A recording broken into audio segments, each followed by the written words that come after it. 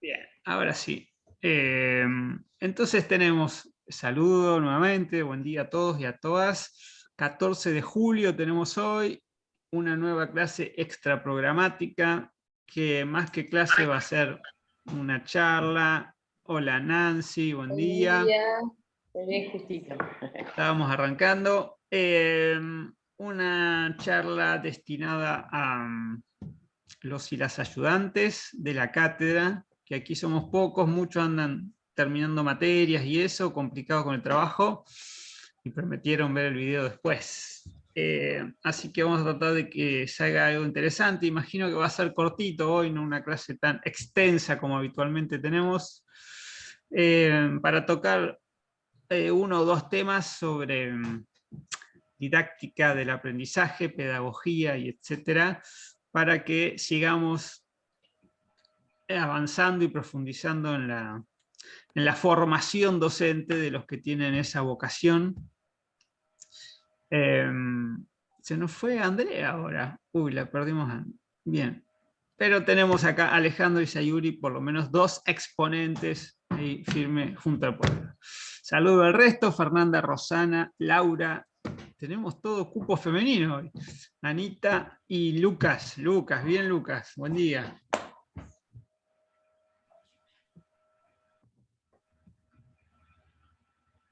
¿Me escuchan, no? Sí, sí. Bien. Sí, profe. Lo que hice para hoy, preparando esta clase, es buscar algunos materiales de cuando cursé mi formación docente en la Facultad de Derecho de la UBA, lo que se llama ahí carrera docente o de formación docente, y algunos textos clásicos quería compartirles. Algunos los tengo a modo de cuadros que elaboramos, algunos de los compañeros que vamos haciendo esos cursos, son 4 niveles, 4 módulos, y hoy me quería centrar en la evaluación, porque es algo que nosotros acá en la comisión, bueno, abordamos obviamente, pero nunca le dimos un tratamiento específico. Alejandro, que está hace más tiempo, por ahí lo maneja mejor, y bueno, y quería recuperar algunos conceptos sobre eso, cómo evaluamos, para qué evaluamos, etc. Pero antes voy a pasar por otros dos textos antes de llegar al final. Esperen, yo tengo que compartir, un momento. Quiero compartir este. Bueno, este es un texto, les voy a leer un parrafito nomás. Se llama Enseñanza Poderosa, de una docente que es muy reconocida, se llama una pedagoga, Mariana Maggio. Se dice, el libro se llama Enriquecer la enseñanza. Voy a leer un parrafito cortito. Ella describe como un método propio que se llama enseñanza poderosa, da unas pautas de cómo es esa enseñanza, cómo debe elaborarse y cuál es la finalidad. Y sobre todo eso, la última característica es la que a mí siempre me gustó desde que leí este texto, y voy a leer un parrafito aquí. Dice, cuando la enseñanza es actual y originalmente concebida, que son algunas de las características que ella plantea, ayuda a pensar y a ver en perspectiva y deja marcas que perduren. Los maestros que nos transformaron aparecen a través de reconstrucciones que miran hacia atrás. Los relatos de los maestros que vuelven a mi memoria lo hacen a través de marcas en las que me reconozco como educadora. Cuando los reconozco, del mismo modo que esos momentos felices de mis propias clases, aparecen junto a una profunda emoción. Generalmente me apasiono en clase y en ocasiones me emociono, y he visto a más de un alumno llorar de emoción también.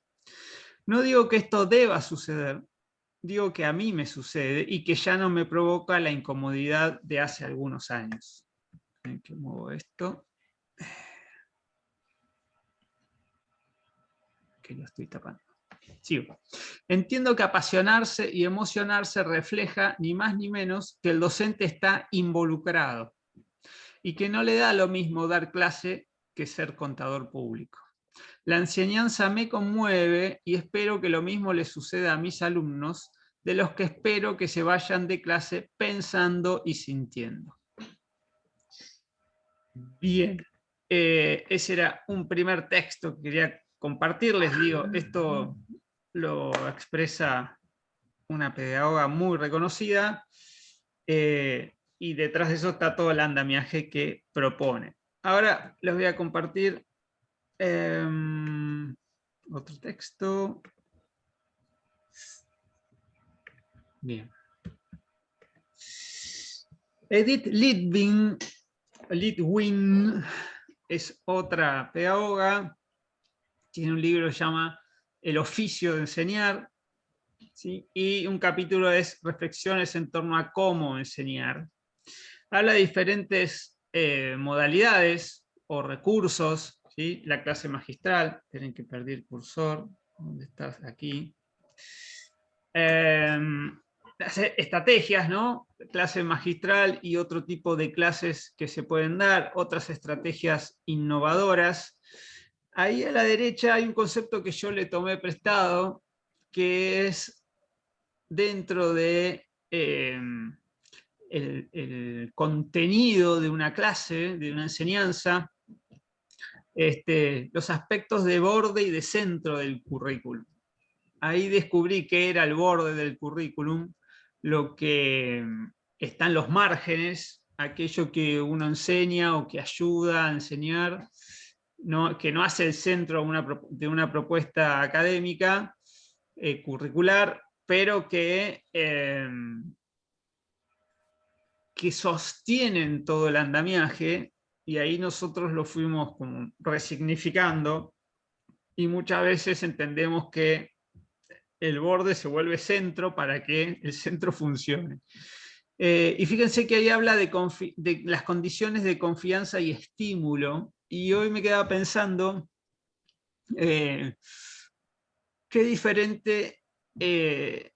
manera diferente encaro yo unas clases en la UBA o en la UNPAS, y hay una característica de fondo que es la etaria, porque en la UBA por lo general son estudiantes iniciales universitarios, o sea que,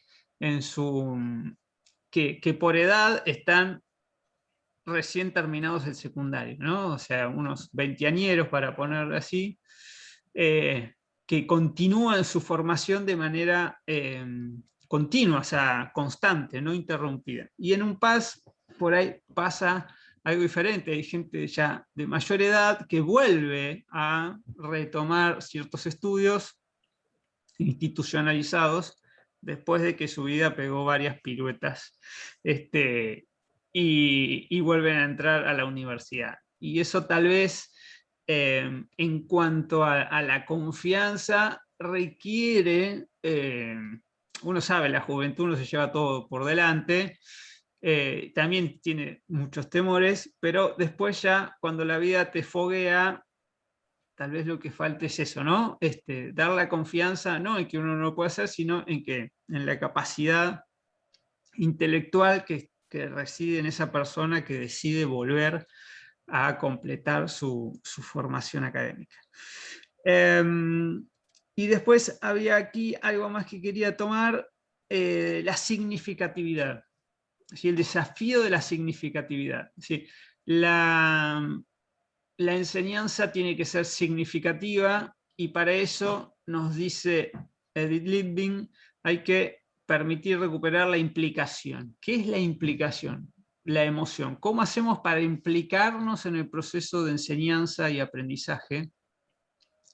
Como leíamos recién de Maggio, involucrarnos, que no nos dé lo mismo estar o no estar, no quiere decir necesariamente que tenga que haber emoción, no es que la emoción sea una condición para el aprendizaje intelectual, cognitivo y para el procesamiento crítico, pero ciertamente ayuda. Lo que sí es indispensable es eso, la implicación de ambos lados, ¿no? En la co-construcción de la clase, que haya implicación tanto del cuerpo docente como del cuerpo de los alumnos.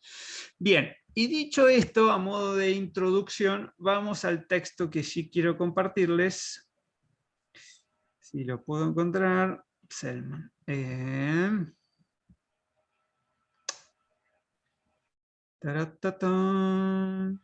Acá. Bueno, miren qué bonito todo lo que tenemos. ¿Pueden ver ahí? Sí. Bueno, este texto es de un libro de Susana Selman, de un artículo, ¿es posible mejorar la evaluación y transformarla en conocimiento?, que está en un libro de varios autores, uno de Litvin, Camilioni, que también fue, si no me equivoco, autoridad en la UBA, la evaluación de los aprendizajes en el debate didáctico contemporáneo, del año 98. Bien, unos compañeros ahí del curso de formación armaron este cuadro que sintetiza ese capítulo, y hay algunos aspectos que quería resaltar en cuanto a los modos de evaluación. Primero, una experiencia personal. Todavía recuerdo la sensación la primera vez que me dijeron, anda a tomar un examen oral. Yo todavía no me había recibido, era ayudante alumno, y bueno, ya había pasado unos cuantos cuatrimestres como ayudante, y un buen día, bueno, toman el examen escrito, la docente, la JTP del curso adjunta toma el examen, y al día siguiente, no me acuerdo si era un recuperatorio o qué, había un solo alumno y teníamos clase. Entonces me dijo, bueno, salí del aula, llevalo a otro aula y tomale ahí. Y yo era alumno todavía, o sea, estaba con un par, lo estaba evaluando, y me dio una sensación muy extraña, muy, muy extraña, que en su momento no pude terminar de caracterizar. Cierto pudor, cierta sensación de superioridad y de impunidad, diciendo, ¿cómo yo voy a calificar a otra persona? Pero bueno, era la tarea que me habían dado. Lo que hice como para tomar cierta precaución es no decirle la nota, sino volver, luego de haber evaluado, y comentarle al docente lo que me parecía a mí, de lo que había resultado de ese examen, y le sugerí un rango de nota, y el docente, bueno, en base a todo eso, decidió. Pero me quiero quedar en la sensación, ¿no? Es evaluar la destreza, la habilidad, el conocimiento, la capacidad para expresar que tiene una persona, no es algo simple. No es algo simple porque requiere primero que uno también tenga esos conocimientos, requiere que uno sepa escuchar, sepa orientar, necesariamente debe situarse en una situación de asimetría de poder que da el rol, ¿no? El rol de evaluador. Con lo cual hay que ser prudente, hay que ser cauto, y hay que tener en cuenta el para qué, que es lo que quiero ver en la clase de hoy. ¿Para qué evaluamos? ¿Qué buscamos en la evaluación? ¿Qué tipos de evaluaciones hay? ¿Cuándo las realizamos? ¿Qué estamos esperando? ¿Y de qué modo la podemos hacer provechosas, ¿no? Aquí la pregunta del texto es ¿cómo transformamos la evaluación en conocimiento? Y yo creo que ahí hay una clave. Porque solemos ser estudiantes y bueno, vamos transcurriendo un curso, el que sea, en una asignatura, y le tenemos terror a la prueba. Uy, cuando llegan las pruebas, los exámenes, los parciales, la evaluación, etc. Es como un hito, ¿no? Uno lo piensa el hito y es el momento de a todo o nada, demostrar si sé o no sé. ¿Y qué queda de esa evaluación, cualquiera sea el formato? Queda una calificación. ¿Sí? Una calificación, estamos acostumbrados a que sea numérica, puede haber diferentes escalas, algunas más conceptuales, pero queda una calificación que marca un pasa o no pasa según una línea, ¿no? Si estás por encima pasás, si no, no, o si tenés que seguir rindiendo o lo que fuere. Pero por lo general se agota ahí la evaluación, la instancia de evaluación. Es decir, el docente evalúa si el evaluado, digamos, el sujeto evaluado alcanzó los conocimientos mínimos, tuvo la destreza para expresar, tuvo la habilidad para responder de forma acabada, bueno, le pone una calificación que acredita si superó ese estándar mínimo, si tiene los conocimientos o la capacidad reflexiva, y seguimos adelante. Entonces uno suele escuchar situaciones tales como: nos pasaron la nota por mail, ¿no? Me llegó el puntaje, me saqué un 4, un 7, un 10 o lo que fuere. Y ahí se acabó la instancia. Nosotros obviamente intentamos hacer otra cosa, pero lo que me interesa poner hoy en juego es el por qué. Por ahí Alejandro me va a ayudar. ¿Por qué hacemos eso? O sea, ¿qué buscamos, qué pretendemos en esa continuidad de la evaluación? Y es eso, como decimos, transformarlo en conocimiento. ¿Cómo transformamos una evaluación en conocimiento? Obviamente que en el momento de estar cursando una evaluación, el sujeto evaluado también se transforma, ¿sí? Pone en juego todo de sí, y muchas veces pueden ser situaciones estresantes, muy movilizantes, y eso ya de por sí nos deja una enseñanza de cómo afrontar ese tipo de situaciones, que uno puede ir desarrollando habilidades propias para afrontar esas situaciones, desde cuestiones psíquicas, cuestiones de respiración, cuestiones de cómo hacer la previa, cómo prepararse, más allá de todo lo que es el aprendizaje cognitivo previo que se requiere para tener un buen desempeño. Pero insisto en la parte, en el post, eso me parece muy importante, ¿eh? O sea, cómo uno le devuelve al alumno esa calificación, en qué contexto se lo da, y cómo logramos esa transformación en un conocimiento. Si yo te digo, te tomo una evaluación, te sacaste un 10, vos decís, ya sé todo, sigo adelante. Podría ser, sería el caso de alguien que diga, yo no tengo nada más que reflexionar acerca del examen porque me fue perfecto, me saqué un 10. Pero incluso en ese caso entendemos que hay cuestiones para repensar, y la autorreflexión es valorada. Muchas veces lo que hacemos al día siguiente en una evaluación es que se corrijan entre compañeros. En la presencialidad, aquellos tiempos idos, que ojalá vuelvan pronto, los hacíamos pasar al frente, haciéndoles notar algunas, primero lo más simple, ¿no? de ortografía, algunos errores de ortografía, que suele ser muy, muy divertido cuando eso ocurre, cuando ponen las palabras en el pizarrón y, bueno, a veces continúan los defectos, porque vamos eligiendo así al azar quién lo hace, pero entre los propios compañeros se van corrigiendo y diciendo dónde está el error, y después vamos ya a cuestiones un poco más complejas de estructuras argumentales, de estructuras gramaticales, y solemos dedicarle media clase a evaluar, a repensar, a recuperar, y sobre todo muchas veces lo que hacemos es eso, recuperar respuestas correctas de cada una de las consignas, que algunos alumnos lean algunas respuestas que han dado correctas, aunque tal vez sea la única respuesta correcta en un examen, pero tomamos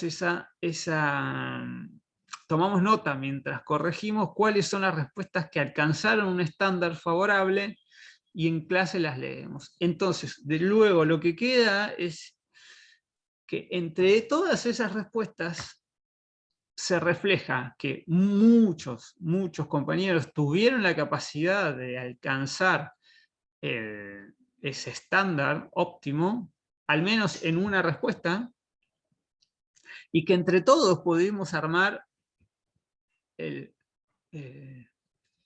examen típico, llamémosle, el examen ideal, el examen óptimo, y a la vez, digamos, el mensaje que está detrás de eso es que el examen puede resolverse con las herramientas que surgen de la propia clase y de los materiales de la clase. Entonces, eso es central para machacar en cuanto a que asistir a las clases, en cuanto a seguir el desarrollo del curso, es la llave para rendir bien, para salir de manera satisfactoria de un examen, y que las herramientas están ahí mismo, que no hay que buscarlas en otro lado.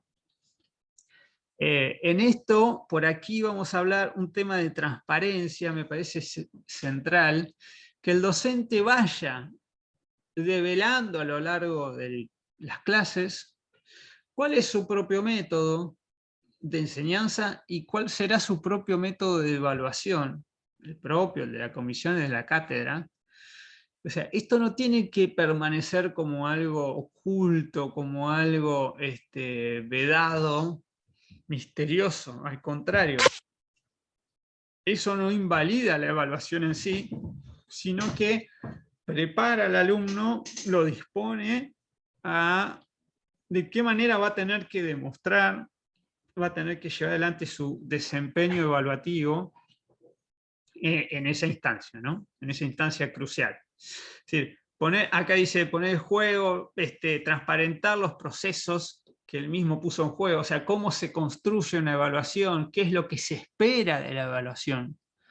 No solo qué puntaje tendrá cada pregunta, más allá de la modalidad, ¿sí? Preguntas a resolver, bueno, ahí ahora vamos a tener algo por aquí, en los tipos de evaluación, pero me interesa lo más conceptual. Yo voy a la evaluación tendría que ser un momento más de un proceso cognitivo de construcción de aprendizaje, de transferencia de conocimientos y de procesamiento que lleve al entendimiento y a una reflexión crítica. Si digo una instancia más, quiero decir que no, a veces separamos en unidades la composición curricular de la materia y tomamos como compartimentos estancos y los dividimos por unidades y por exámenes. Bueno, esto tendríamos que lograr un continuo que recupere conocimientos previos, por más que ya hayan sido evaluados, y la evaluación ser un paso más, una actividad más de todo ese proceso. Lo que nos lleva a hablar de la evaluación constante, de la evaluación dinámica, permanente. Es decir, tenemos que aprovechar las clases también para evaluar, para tomar nota ahí de cómo va el curso, cómo evoluciona, y buscar métodos que sean mini evaluativos, o sea, pequeñas evaluaciones, aunque sean informales, aunque sean puntuales para algunos alumnos. Nosotros tenemos, por ejemplo, las exposiciones de los fallos. En esos casos podemos, si se quiere, circunscribir a una porción chiquita, 2, 3, 4 alumnos, alumnas, de todo un universo de la comisión, y focalizar ahí. Entonces, en ese momento, quien expone, uno lo escucha, uno lo orienta, lo va siguiendo. Al principio hay que tener paciencia para saber, bueno, por dónde disparará esto, porque no lo sabemos en la previa. Tal vez puedan presentar algún material, ahí se les da la posibilidad de desplegar la creatividad, que aborden acá tenemos algo muy claro en materiales, que es un fallo. Eso es una ventaja, porque es algo delimitado, es algo concreto, en otras situaciones es más difuso, más complejo, aquí está bien determinado, pero cómo se expone ese fallo, qué material acompaña o qué puede construir el expositor, eso es libre y, y muchas veces ha dado grandes resultados. Y después ir orientando, haciendo preguntas que refocalicen en lo central, preguntas que amplíen ciertas temáticas, preguntas focalizadas en algunos pasajes específicos que es imprescindible, en los que es imprescindible detenerse. Y fíjense algo que solemos hacer al final de las exposiciones, que es la autorreflexión sobre el proceso de construcción de esa clase. Que solemos preguntar, bueno, ¿cómo se sintieron? Cuando son 2 o 3, ¿cómo lo organizaron? ¿Cómo se pusieron de acuerdo en qué dar cada uno? ¿En cómo hicieron ese pasaje del texto a la exposición? Y todo eso finaliza de un modo muy específico, que es el reconocimiento a quien pasa por esa instancia, ¿sí? Con un aplauso, con unas palmas, con un reconocimiento que ayuda, insisto, a lo que decíamos al principio, ¿sí? A recuperar esa autoestima, ese estímulo, esas ganas de afrontar el proceso de aprendizaje, de considerarse un sujeto con una voz, con un intelecto valioso y útil para dar cuenta de ese saber, de exponerlo a los pares, ¿sí? El reconocimiento de los pares es central, ¿sí? Más allá del cuerpo docente, tener compañeros y compañeras que reconozcan y que se impliquen, ¿no? En ese momento también, que no les dé lo mismo que un compañero esté exponiendo. Todo eso son notas que quería recuperar. Y de aquí, de este cuadro, me siguen ahí, ¿no? Porque no los veo. O ya se durmieron. No, No, profe, sí, profe, acá estamos. estamos acá. Bien, no me dejen solo, ¿eh? Acá estamos. Bien. Ahora les voy a dar la palabra. Acá, estamos viendo un texto de Susana Selman, bien caracterizado. Fíjense, tenemos que empezar de izquierda hacia derecha. La evaluación no es un acto final, dice Selman. Eso es clave. La evaluación es un acto intermedio, así sea el final de la materia. Es un acto intermedio porque debe servir para que el alumno siga reflexionando. Algo que siempre decimos es, un error de un examen que uno detecta, uno puede tener error y no darse cuenta, pero un error que uno detecta o que otro te ayuda a detectar, es un aprendizaje permanente, te queda de por vida, muchas más de las cosas que acertaste tal vez en un examen. Cuando uno ve una corrección, examen de matemática y en una fórmula, bueno, no te olvidas más. Entonces, pero para que eso ocurra, debe estar la instancia donde le permitan al sujeto evaluado reflexionar sobre ese examen, sobre las correcciones. Entonces, una devolución global, conjunta, y una devolución individual es central para que el proceso continúe y que sea parte de esa incorporación o esa transformación en conocimiento. Bien, dice, es constatación, es comprobación. Los profesores toman decisiones que implican que los alumnos tengan que realizar ciertas tareas, analizar, criticar, juzgar, tomar decisiones. ¿Sí? Clasificación de las evaluaciones tenemos aquí, bueno, como toda clasificación es arbitraria y hay muchas, pero lo que más me interesa, hay ciertas actividades que están por aquí abajo, esperen que las encuentro.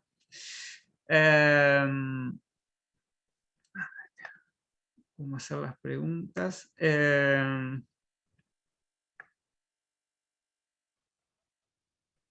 Aquí.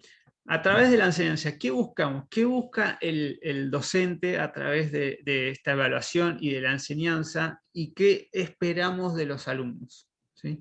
¿Cómo esperamos que den cuenta del saber aprendido y de los mecanismos de razonamiento y de crítica puestos en juego en la clase? Podemos buscar varias cuestiones, ¿sí? que a través del diálogo, la discusión, la reflexión, formular hipótesis, juicios, incluso juicios de valor, opiniones personales. Hay evaluaciones que son tipo ensayo, ¿sí? Un ensayo eh, lo que da cuenta es de que de escuchar la voz de quien lo emite, es decir, dame una opinión fundamentada con argumentos, pero dame tu opinión, ¿sí? Muchas veces los ensayos suelen servir en ese sentido para no buscar el estado del arte, o sea, ponerme una investigación exhaustiva de toda la bibliografía, todas las posturas, sino dar eso por sabido y vamos a tu postura, tu visión, tu propuesta. Eso a mí me gusta mucho, sobre todo en cursos de posgrado, incitar a que uno saque sus propias conclusiones. ¿Cuándo intervenir y de qué forma? ¿Sí? Eso muchas veces lleva a debates, son preguntas que uno se hace, hasta dónde interrumpir a quien está exponiendo o está haciendo una evaluación. Imagínense un examen oral. Yo siempre les digo, en un examen oral les digo, bueno, preparen un tema. Es un riesgo, pero tiene una ventaja, que es que le permite a quien es evaluado empezar tranquilo, comenzar por algo, por un tema, por una cuestión en la que se siente cómodo y que le da esa cierta prestancia, ese empujón de inicio para comenzar, y no por, ¿cuál será la pregunta que me haga el profesor? Luego sí, o sea, hay que ir orientando. Imagínense un examen oral, puede durar 10 minutos, 2 minutos o media hora. La clave es poder ir orientando hacia el núcleo de lo que uno considera como central de una temática, a través de preguntas que no develen la respuesta, sino que guíen, ¿no? Que den un marco. Muchas veces uno está a un examen escrito y viene el alumno y dice, profesor, tal cosa, tal otra. Y tan simple como devolverles la pregunta. Bueno, ¿y vos qué pensás? A mí me parece tal esto. Bueno, sí, podría ir por ahí, tal vez algo así o algo así, pero devolverles la pelota a ellos, eso hace simplemente, ya los tranquiliza, ya ven, el profesor me dijo que era una locura, pero no le dio ninguna otra respuesta, simplemente, o las caras que uno pone, es eso, es cómo intervenir para encauzar. No hay que dar la respuesta, obviamente, no hay que develar, digamos, el final de la película, sino encauzar, orientar, dar cierto empujón para que siga. Yo me acuerdo, me quedó muy grabado en primer año de carrera de abogacía, estaba cursando civil, privado 1. Un docente mayor, así como bastante estructurado, buena onda, pero imponía mucha autoridad. Y la materia era larguísima, tenía que agarrar el código civil estudiando de lo de arriba abajo. Me acuerdo que pasé 2 Semanas Santa estudiando para el primer examen, y cuando lo fui a rendir, eran esos bancos largos, donde entraban muchos alumnos, y te apoyabas sobre la espalda del que está delante, y de repente me di cuenta que tenía una compañera delante llorando. Desconsolada, llorando desconsolada. Habían pasado 2 minutos de examen. Y veo que el profesor se sienta adelante y le empieza a hablar en voz baja, la fue tranquilizando, y en un momento le dice algo así como, bueno, haz lo que puedas, vos no te preocupes, haz lo que puedas. No sé si incluso si no fue al baño y volvió, y se puso a hacer el examen, y me acuerdo que fue recuperatorio, y lo rindió bien, y después aprobó la materia, porque me acuerdo porque el profesor algo dijo al final. Pero ese instante de no decirle, bueno, hoy no es tu día, chao, andate, o bueno, entrega el examen, sino, bueno, suponer que algo hay detrás de esa emoción o de ese trance que está atravesando el alumno y explorar, a ver si hay algo más ahí, pasado el momento, y me quedó eso como un ejemplo, como un aprendizaje. Bien, abajo por aquí habla de información diagnóstica. Nos dan los exámenes, a veces exámenes no tan determinantes como un parcial, sino trabajos prácticos, evaluaciones que son de diagnóstico de cómo va el curso, cómo va el proceso de enseñanza. Hoy en virtualidad se complica muchísimo esto, mucho se complica la actividad docente, porque no les vemos ni las caras. En un curso, obviamente, siempre, pues si tengo un curso de 30 y activos están 10, pero a los otros 20 al menos los ves y te tienen que mirar, y a veces le puede llamar la atención porque están con el teléfono o están medio dormidos, pero están ahí, cierta implicancia con el curso tienen que tener. Hoy en día, eso no se puede hacer porque tenemos las cámaras apagadas, señoras y señores, y es un problema porque puedo tener 30 participantes de una clase por Zoom, pero me siguen 10 activamente con cámara prendida y el resto no lo sé. No tengo forma de constatar si están presentes, si están siguiendo la clase, si entienden, ¿sí? Tenés que empezar a hacer preguntas. Una cosa es verle la cara y decir, a ver vos, Juancito, ¿qué te parece? Y aquí a través de estas pantallas se dificulta un poco. Y a veces hacemos evaluaciones que son diagnósticas para el alumno. Sí, y diagnóstica en el sentido que le ayudan a entender y a situarse en dónde están con el material, con el seguimiento de la materia, y las hacemos así. Voy a develar una trampilla, simplemente no nos interesa el resultado de esa evaluación, sino nos interesa que el alumno se ponga al día con la materia.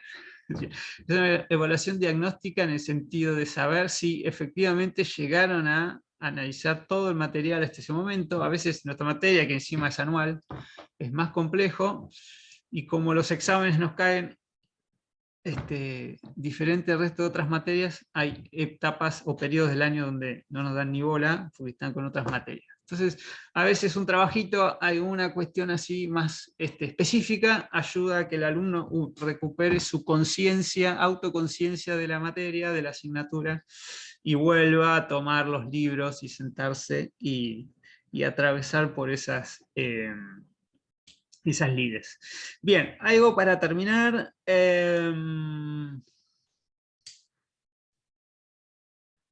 Siempre se hablaba, ¿no? Bueno, me tomé un examen de memoria, ¿no? Siempre yo, cuando era más chico, escuchaba eso.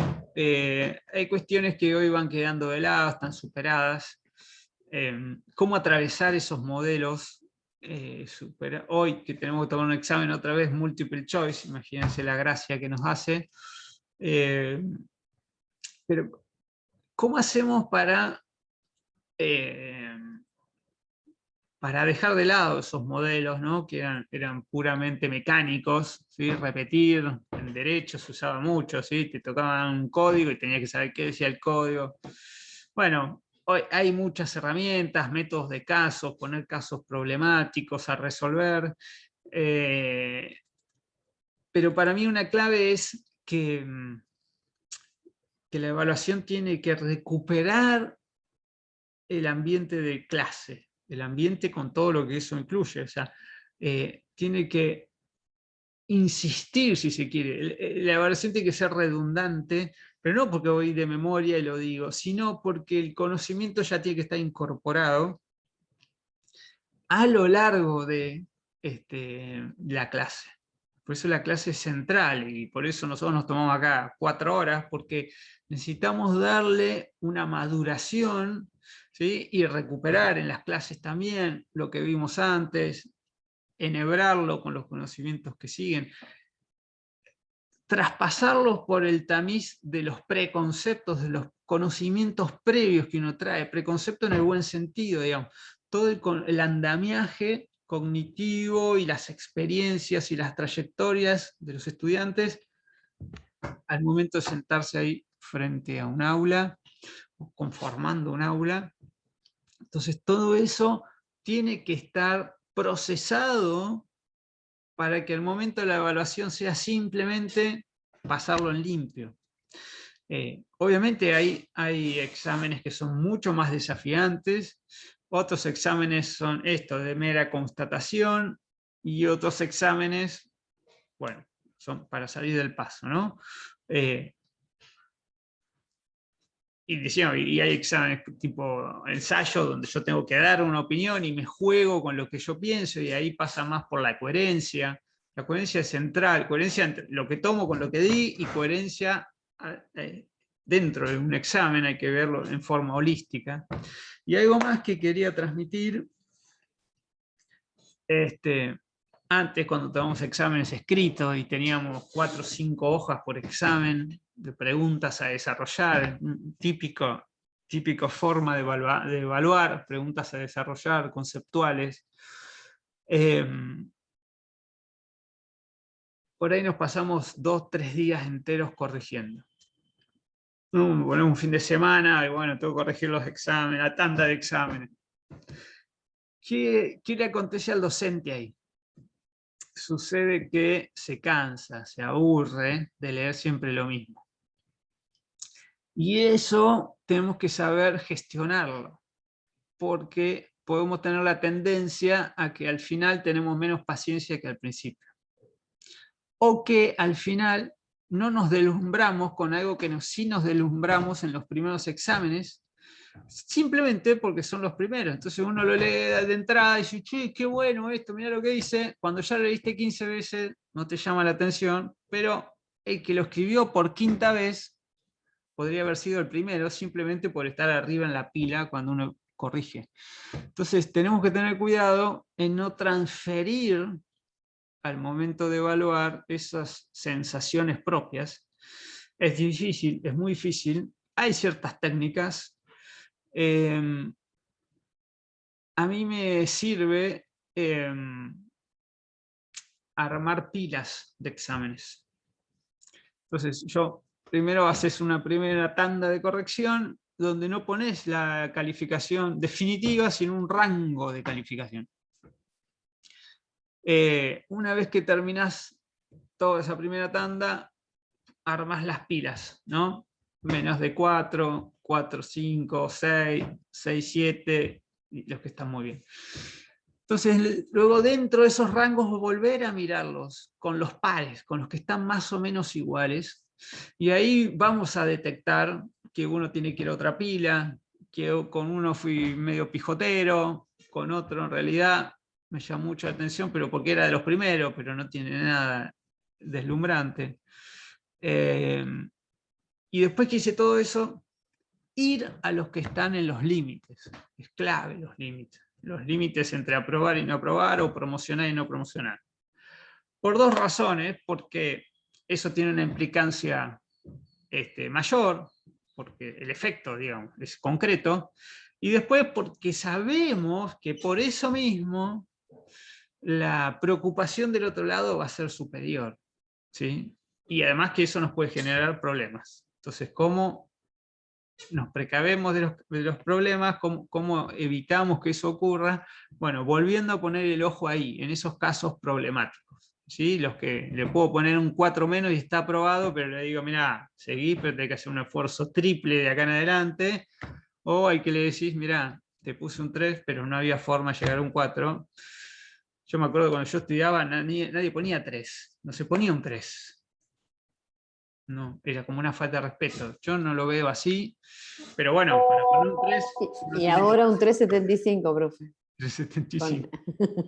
A veces, según la forma de numerar, de calificar las preguntas, bueno, sale solo el puntaje, obviamente si es un choice, pero insisto en algo, yo me acuerdo que yo decía, te puse un 3 y te sacaste un 3, no te sacaste un 2, o un 1, firmaste el examen y te fuiste. Pero bueno, hay que tener muy cierto. Después, otra cosa que va de la mano con eso, y que a mí me llamaba la atención mucho siendo estudiante, y después en la faz docente, confirmé que no era algo tan problemático de realizar, que es revisar una nota. Yo estaba convencido de que si yo no estoy de acuerdo con una nota, puedo pedir revisión en buenos términos, y que esa revisión se me puede ser efectuada en buenos términos. Digo, de buena fe, y sin que eso genere ninguna animadversación por parte del docente. Obviamente te decían, si sacaste un 8, ¿cómo vas a pedir revisión? Eso era algo súper extendido. Bueno, yo nunca lo entendí como tal, y me ha pasado algunas veces que me han subido una nota teniendo una buena nota de base. Hoy que te decía, si aprobaste no puedes ir al recuperatorio, aunque quieras mejorar la nota. Todas esas cuestiones estaban muy extendidas en mi época, y después como docente intenté no replicarlas, y eso hace que uno les dé esa chance a los alumnos. Bueno, acá tenés la devolución, haces la devolución grupal, la individual está en el examen, todo, y el que tenga dudas, lo vemos al final. Entonces, de manera individual, con cada uno, siempre recomiendan que en esos procesos, en esos momentos, no sea un solo docente, que haya por lo menos 2, o un asistente, o lo que fuere.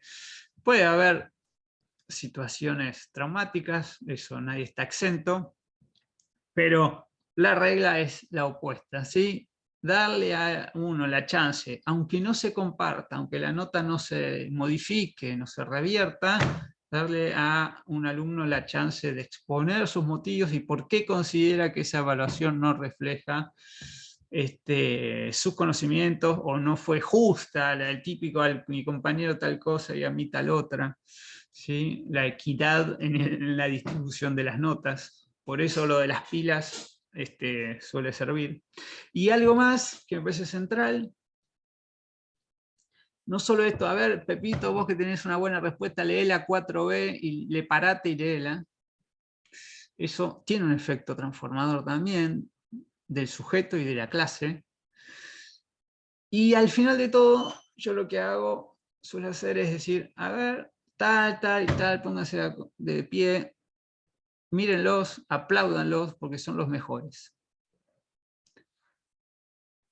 Es una típica discriminación positiva que tiende a gratificar, en el buen sentido, reconocer la excelencia. ¿Sí? El que realmente superó la media y alcanzó estándares bien altos. Siempre los hay en un curso, aunque no tenga un 10, pero siempre están los que a uno lo maravillan. Esas personas que, che, qué bien que encaró esta respuesta, qué bien que realizó este examen. A veces es excelencia estética, uno ve un examen y ya se enamoró antes de leerlo. ¿Sí? Pero bueno, tampoco uno se tiene que dejar enamorar solo por eso. Eso es uno de los elementos. Puede ser un examen todo borroneado, tachado y cruzado, y estar muy bien también. Pero lo estético ayuda, siempre ayuda. A mí cuando me dejaban todos los arandeles ahí de la hoja arrancada me pone loco, pero bueno, los docentes también tenemos TOC y hay que saber lidiar con ellos, y los alumnos harían muy bien en comprender cuáles son los TOC que el profesor detesta. Por ejemplo, entregar un trabajo práctico en Arial, ya tiene un -5 para mí, pero bueno, son esas cosas que las podemos superar. Pero lo que queda ahí al borde de la hoja no lo tengo que sacar porque no puedo corregir con eso ahí. Pero digo, insisto, lo estético también ayuda, no va a subir ni bajar la nota, pero sí predispone un docente al momento de evaluar. Entonces, eso ya es bueno. O lo puede predisponer mal, ¿no? Pero insisto con lo otro, reconocer, yo siempre ya hablo de cuadro de honor. Este es mi cuadro de honor, agarrar los 3, 4, 5 mejores y levantar. Puede variar de un examen a otro, de hecho suele variar, pero tomarse ese momento, ¿no? Para decir, che, acá, mirá, estos son los que van guiando el curso, y también alentarlos a esos que están en esa posición a ser solidarios con el resto, ¿sí? Porque está el docente responsable del curso, están los ayudantes, pero también entre los colegas, entre los compañeros, hay jerarquías de comprensión. Hay algunos que son más rápidos para una materia, otros son más rápidos para otras. Bueno, si a vos te resulta fácil, tenés un compañero al lado que le cuesta, y todos te reconocen que te va bien y que bueno, dale una mano al que está ahí y necesita un empujoncito. Bien, gentes, dejo de compartir. Me ayudé de estos cuadros para no irme a cualquier lado. Ahora los escucho, empezando por mis queridos ayudantes y ayudantas. A ver qué opinan, hablé demasiado. Ale, Sayuri, ¿quién más anda por aquí? Elena, buen día, Elena. No los veía. Sí, la verdad que cuando te escuchaba hablar, lo primero que se me venían un montón de recuerdos de lo que era la presencialidad.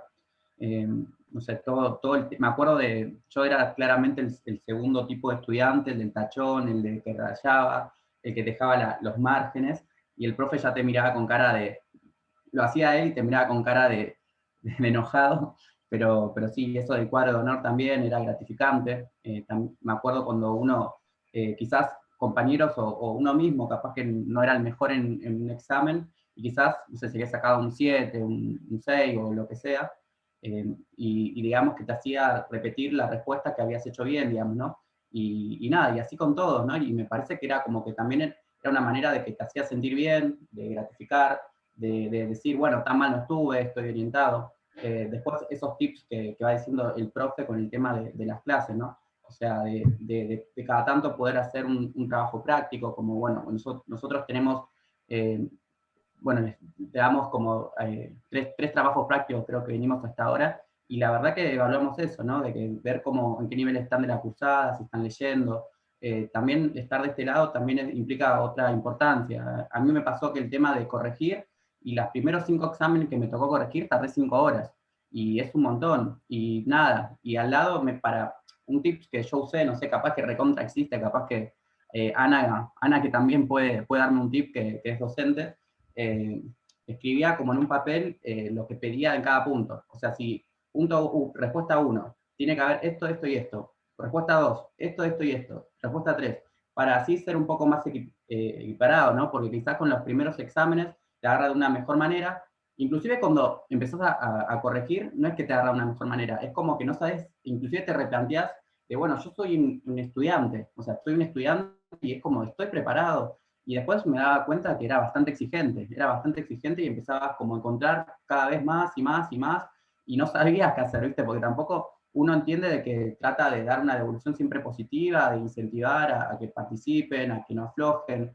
Creo que eso como para poder sumar, ¿no? Y entonces como que está re bueno poder corregir y darte cuenta que no solamente el trabajo del docente son las 4 horas de clase, o inclusive a veces menos, inclusive tiene que ver con el tiempo que uno le dedica para preparar una clase, que la verdad que te tarda, que tienes que buscar ser llamativo, innovador, buscar una propuesta que no se te aburran, que participen, y bueno, y así un montón de cosas como que van haciendo que esto sea fructífero y que sea un ambiente como más cálido, propicio de poder identificar a cada uno de los estudiantes, ¿no? Porque me imagino que cuando uno se siente ajeno o que no te identifican, ya se te da lo mismo estar o no estar. Y eso me parece que es clave, que no te dé lo mismo estar o no estar. A mí me gusta, quiero estar, participar, sacarme las dudas en clase, y bueno, y así todo es como que creo que a pesar de la virtualidad se puede lograr, pero bueno, claramente falta, no sé, el profe nos tiraba hasta agua a veces. Era como para que nos despertemos a veces, y esas cosas del que estaba ahí, no sé, con el celular, y esas cosas hoy en día no están, o sea, no sabemos qué opinan, o sea, o quizás no sé, vemos capaz que hay clases que son 50 y hay clases que son, no sé, 20. Y no, la verdad que entendemos que están con otras materias, estudiando y demás, pero en la presencialidad estaban todos, o al menos la mayoría asistía y podía, digamos, dar una devolución, conocerse. Hoy en día, la verdad que nos pasa de que hay gente que no conocemos. Uno entiende y la verdad que a mí me pasaba, ¿no? Como que al principio con el tema de la cámara, quizás pensaban en, bueno, esto está bueno, pero si yo no quiero mostrar, no sé, mi casa o lo que sea, pero después estando capaz que de este lado te das cuenta la importancia de vernos, de conocernos. Y me parece que con la cámara, imagínate que, no sé, el año pasado hay gente que no prendió la cámara en nada, nunca, ¿no? Capaz que nos conoce, nos saluda en la universidad y yo decir, ¿quién es esta persona? En cambio, no sé, ahora ustedes que están todos con la cámara prendida, es como que dentro de todo nos vamos a poder reconocer o poder, no sé, decir cómo estás o vamos a poder acercándonos y demás. Y con el tema eso de corregir, nada, lo último que digo y le paso la posta a Sayu o a Elena, nada, con el tema de la virtualidad fue también, me daba cuenta de que me enojaba de que copien y peguen porque todos pegaban lo mismo. El año pasado eran exámenes, y era aburrido también porque era como, y es dale, y es más, como que para mí es como que decía, bueno, estos se copiaron o sacaron todo de lo mismo, y eso la verdad que me parecía como, inclusive como, no sé, como que uno se da cuenta cuando uno copia y pega, o sea, porque puedes conseguir Eso los conceptos eran domiciliarios, parciales domiciliarios.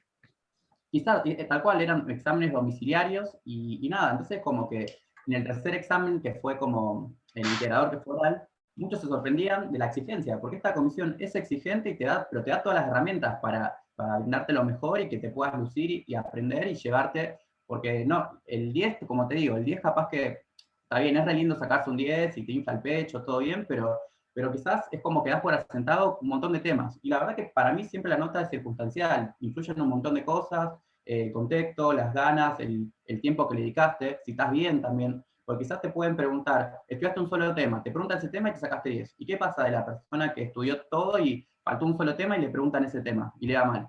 Entonces, como te digo, una nota no te define y nada, me parece que bueno, y el copy, nada, y lo último, el copy y pegue se renota a veces y es algo que decís, porque no tiene contexto, es como que lo ponen en manera genérica y no está relacionado con el tema que uno pide, y es como que se nota alevosamente, y nada, y yo también, o sea, yo también lo haré, en un momento lo habré hecho y demás, pero hoy en día la consigna es muerte al copy-paste, porque se nota, nada, paso, estoy hablando mucho. Dos cosas, Ale, antes de pasar. Lo primero que decías de tener una guía para corregir, eso se llama rúbrica, ¿sí? Las evaluaciones suelen tener una rúbrica que es lo que uno espera que cada respuesta diga, ¿sí? Por dónde debe ir la respuesta para que sea correcta. Obviamente un verdadero o falso es un extremo, pero otras preguntas más complejas, saber qué estamos esperando. Y de ahí también, en esto que dice Ale de exigencia, ¿sí? Uno puede estar muy implicado en una clase y todo eso, pero el momento de evaluar, que es una parte del proceso, pero la exigencia es irrenunciable. O sea, los grados de exigencia son irrenunciables. Uno puede después dejar pasar muchas cosas por otro lado, pero no en ese momento, porque eso marca hacia dónde uno quiere llevar el curso y el nivel de enseñanza. Y ahí algo que yo he aprendido, uno puede decir, bueno, ¿cuál es el puntaje de una pregunta? Esta vale 2, esta vale 5, según cómo uno diagrame la evaluación.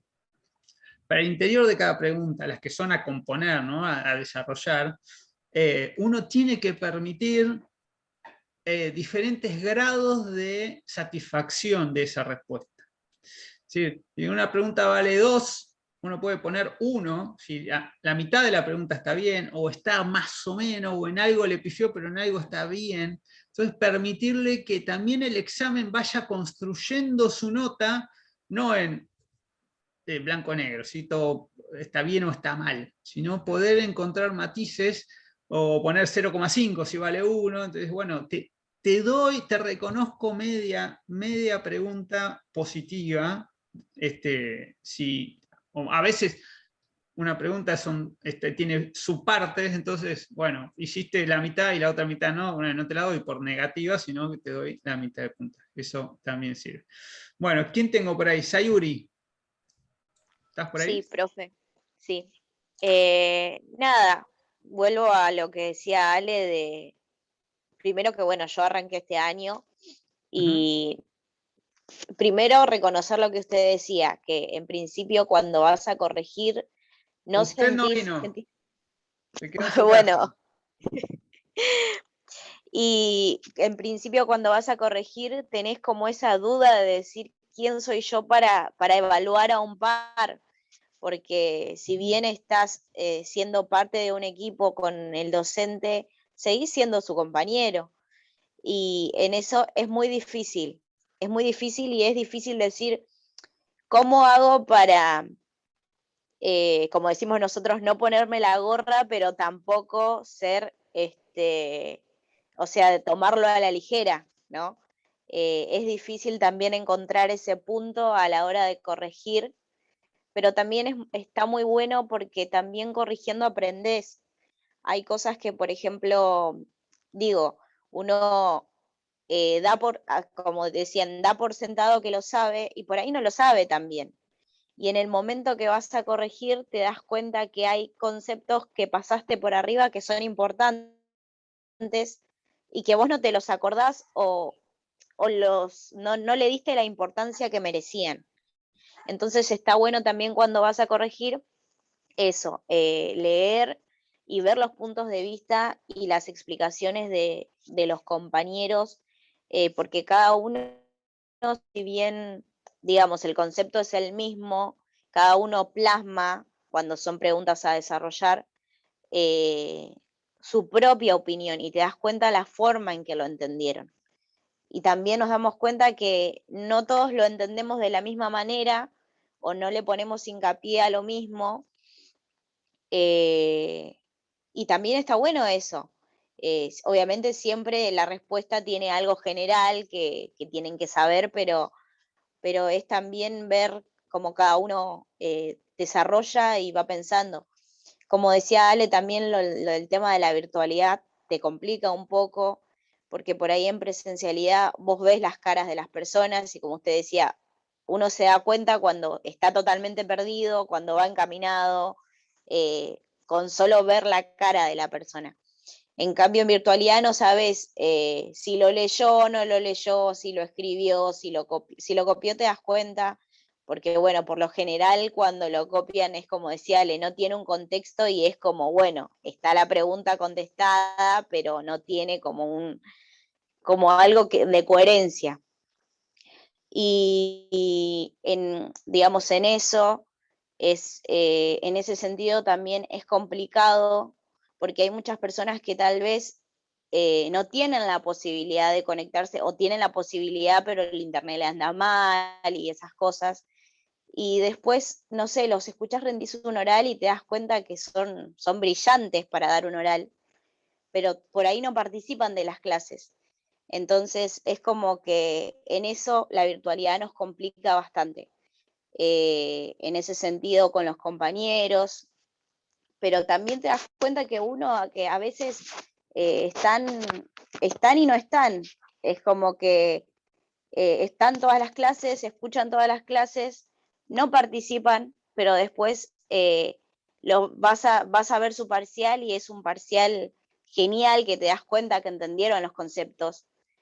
Y también pasa mucho eso, de la timidez del estudiante, que eso también es aprender a guiarlo, como usted dice, a que participe de la clase, porque muchas veces también nos da vergüenza preguntar, nos da vergüenza equivocarnos, y eso es lo lindo también de ir aprendiendo, y también de esto de ser ayudante, ¿no?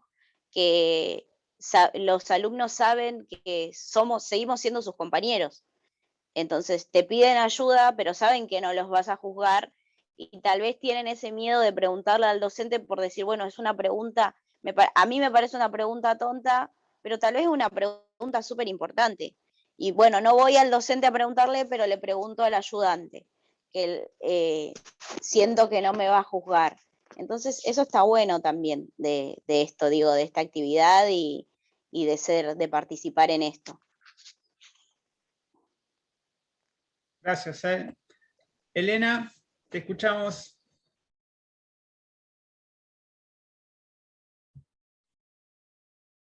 Estás muteada.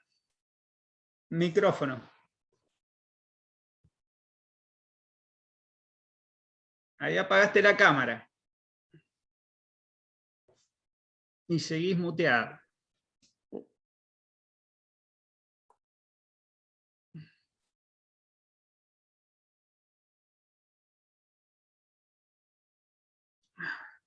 Los botonitos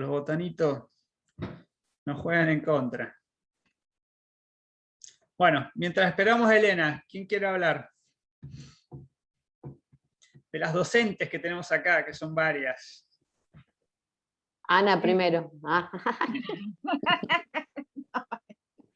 No, yo sí, quería, me alegra mucho que hayamos tomado el tema de la evaluación. Me parece que es una parte central del proceso de Exacto. aprendizaje. Es la más importante del proceso de aprendizaje y me parece que es la que genera más problemas dentro del proceso, ¿no? Porque como bien en el gráfico decía que no es la parte final del proceso de aprendizaje, sino que es una parte del proceso.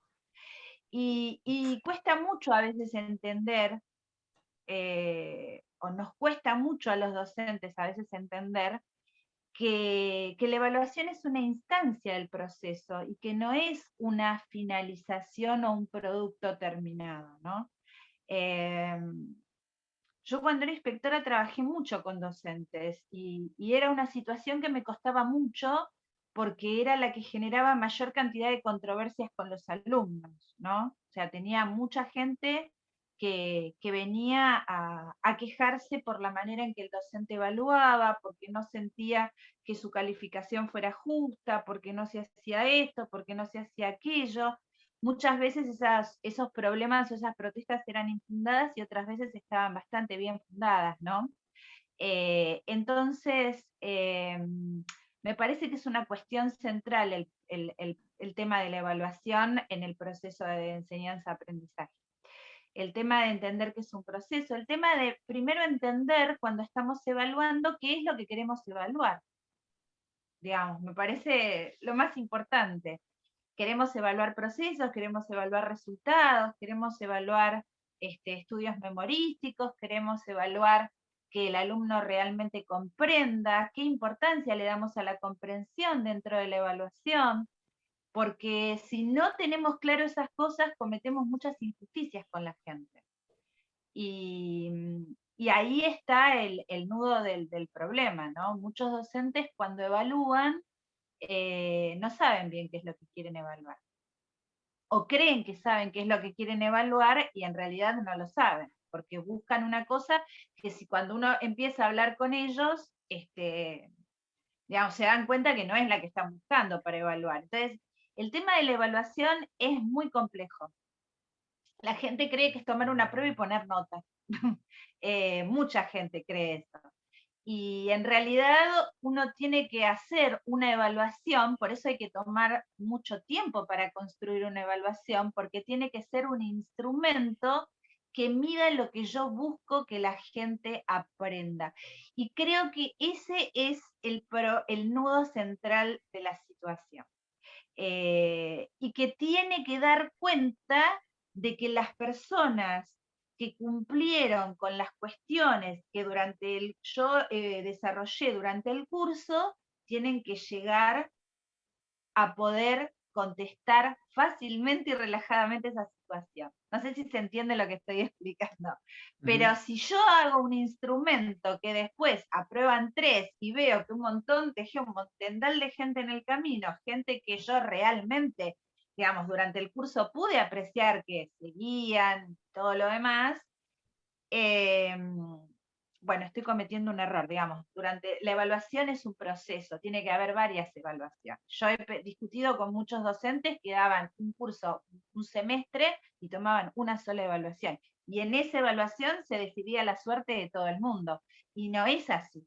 Digo, tiene que ser una suma de distintas evaluaciones en las cuales se evalúen procesos diferentes, que algunas sean de comprensión, otras sean de evaluar conceptos, otras sean de evaluar, no sé, redacción, ortografía, lectura, lo que fuere, pero hay que evaluar diferentes cosas dentro de los alumnos, con los alumnos.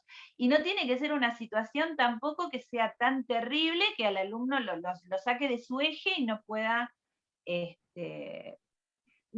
desarrollar sus capacidades dentro de esa situación, ¿no? Y sobre todo uno tiene que evaluar lo que da. Esa es una situación central. Cuando usted, profesor, decía, bueno, atiendan a las clases, y sí, hay que atender a las clases, porque básicamente uno no puede evaluar lo que se explica. Uno tiene que evaluar dentro de lo que se da, de lo que se habla, de lo que se explica, y También yo sucede, recuerdo una vez Anita, cuando te que, dicen, bueno, esa unidad léanlo ustedes solos. claro, viste esas cosas. Puede ser que uno pueda dar algo, digo, bueno, esto lo voy a evaluar con las herramientas que yo te di, te voy a evaluar a ver cómo resolves esto vos. Pero tengo que evaluar las herramientas que yo di, ¿se entiende? Yo tuve una vez un problema muy serio con una docente que casi llegamos hasta la Dirección General de Escuelas, porque, bueno, yo trabajé siempre en adultos, ¿no?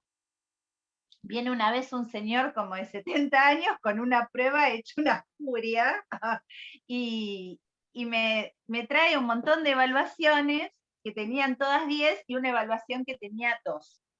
Y entonces, de matemática era las evaluaciones. Entonces me dice, ¿me puede explicar cómo la suma de 10, 10, 10, 10 y 2 da 2? Entonces, bueno, primero traté de calmarlo. Entonces le digo, bueno, explíqueme. Y dice, y bueno, la profesora tomó un montón de trabajos prácticos en grupo y a todos nos ponía 10, porque lo hacían entre 8, ¿no? Y después le tomó una prueba en todo el cuatrimestre personal, y ahí los mató, puso un 2. Y entonces, nada, o sea, le digo, bueno, yo voy a hablar con la docente. Era una situación compleja, digamos, porque el tipo tenía 5 trabajos prácticos grupales con 10 y un 2, y la docente le había cerrado en 2. Entonces la llama la docente. Me dice que había estudiado en la universidad de no sé dónde, en la universidad de no sé dónde, me empezó a sacar todos sus títulos, digamos, primero. Entonces yo le digo, mirá, le digo, si vos tomás 5 trabajos prácticos grupales en matemáticas y les pones un 10, ya desde el momento en que les pones una nota, eso cuenta. ¿Cómo yo le hago entender a una persona de 70 años que se sacó 5, 10 y un 2, y vos le pones un 2? Y me dice, pero no sabe matemática. Pero yo estoy absolutamente segura que no sabe matemática. Le digo, pero le hubieras puesto una carita feliz, le hubieras puesto seguir participando, pero no le hubieras puesto un 10, le digo, porque ahora, ¿cómo lo convencemos de que a él le da 52 dividido 5, le da 2? Bueno, era un tema, ¿no? Porque ella se ofendió mucho, pero yo le digo, el problema no es de él que no sabe matemática, el problema es de vos que no sabes, es tuyo que no sabes evaluar. O sea, tenés que buscar una manera en el cual él pueda dar cuenta de un proceso, y si no lo sabe, yo no estoy en desacuerdo que vos le pongas un 2. El problema es que él no entendió la manera en que se lo estaba evaluando. Él entendió que cada vez que vos le ponías un 10, él sabía matemática, aunque lo evaluaras entre 8. Bueno, por eso te digo, a mí me parece un problema central dentro de la educación el tema de la evaluación. Anita, yo me hiciste acordar recién de un tema que dijiste, digamos, en la nota entran muchas cosas y formas de evaluar y qué evaluamos. Y a mí siempre hago una comparación. Y uno dice, bueno, uno tiene una balanza del peso, entonces se pesa y dice, uy, estoy gordo, flaco, no sé qué, tal cosa. Bueno, voy a un nutricionista. Y cuando vas al nutricionista, porque por ahí querés perder peso, o por ahí, no sé, estás entrenando y querés lograr un objetivo o lo que fuere, y te hace una antropometría y te dice, bueno, te hace un plan y te dice, bueno, vamos a hacer todos estos ajustes y al mes volvés y te vuelve a pesar. Y pesás lo mismo. Pero ¿cómo? Si yo hice todo lo que me diste, sí, pesás lo mismo en el peso, pero después, cuando discriminás hacia adentro, tenés masa adiposa, masa muscular. Entonces uno puede perder grasa y ganar músculo, o al revés. Entonces el número que te tira la balanza por ahí no refleja del todo los procesos internos y lo que uno busca, ¿sí? Porque vos decís, che, qué bueno, porque estoy más musculoso, tengo menos grasa, estoy mejor. Ah, pero el peso estoy igual. Ah, pero logré mi objetivo. Tal cual, y a veces me parece importante también lo que dijeron Sayuri y Alejandro con la evaluación también, digo, no debería, pero tiene un factor suerte. Tiene un factor suerte. En el momento de evaluación también hay un factor de suerte. Ese día te levantaste con el traje torcido y decís cosas que no tenés que decir y no le O no te enfocás acordás. a una. Y a veces eso ocurre. Yo me acuerdo que en un examen de griego había un solo tema que no había estudiado, no había llegado ni a gancho, que era el origen de la tragedia de Nietzsche, y una compañera mía, hacía 8 horas que estábamos esperando para dar un final oral en la UBA, y me dice, ¿me dejás rendir a mí primero? Y yo ya estaba 8 horas y cuarto, 8 horas y media, era lo mismo. Y cuando se sentó ella, le pregunta el único tema que yo no sabía. Si me hubiera sentado yo, me tocaba a mí, ¿entendés? O sea, hay una cuestión también, eso tiene que ver con que no te pregunten, digo, hay profesores que evalúan nada más que una sola cosa, ya están hartos, te hacen 2 preguntas y con eso te sacan. Si justo te agarraron en el tema que no sabes, con eso te liquidaron. Por eso digo, yo creo que la evaluación tiene que dar realmente cuenta de que el alumno sabe, no sabe cuáles son sus puntos más flojos, que tiene que ser un proceso, y bueno, es un tema que hay que discutir y me parece importante que lo traigamos a colación acá, ¿no? Gracias, Anita. Elena, ¿te escuchamos? Sigue muteada, profe. Ahí está. Ahí está. Bueno, buenos días a todos. Perdón por llegar tarde, pero porque soy medio salame y había borrado el link de la conexión. Entonces necesité que me dieran una mano, como de costumbre. Bueno, eso de las evaluaciones, yo voy a hablar de otra parte de la evaluación. Tengo compañeras que cuando estudiábamos me decían, uy, yo abandono porque me pusieron mala nota. Y yo le decía, no, al contrario, esa mala nota te sirve para varios motivos. Primero, para saber cómo es la materia y qué es lo que el profesor desea que entiendas, que entiendas qué es lo que se busca o qué es lo que tenemos que aprender en esta materia. Y segundo, cuando vas a rendir, ya vas sabiendo qué es lo que tenés que saber, qué es o cómo lo tenés que decir, o cómo entró en tu cabeza la idea de cómo es en sí la clase, la materia.